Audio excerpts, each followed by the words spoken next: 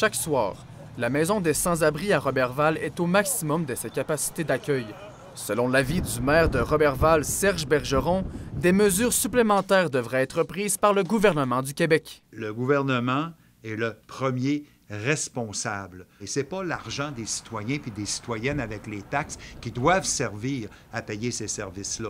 Non. Alors, on demande au gouvernement, bien, mettez vos culottes, occupez-vous de faire en sorte de nous donner les subventions nécessaires parce que c'est un problème social, c'est un problème provincial. Le problème n'est pas seulement dommageable pour les civils, mais bien aussi pour la ville de Roberval.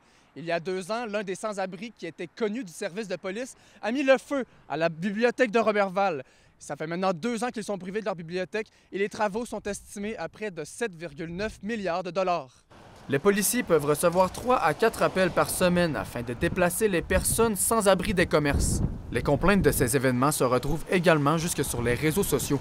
Pour l'intervenante responsable de la halte de jour de la Maison des sans-abri, ces publications ne font que fragiliser l'opinion publique. Les spotheads sur les réseaux sociaux ne donnent pas une image positive aux personnes en situation d'itinérance. Le monde a peur parce qu'ils ne vont pas vérifier. On essaie de les sensibiliser le plus possible. Mais quand tu vas vers eux autres, tu vois que ce n'est pas des personnes méchantes pour autant.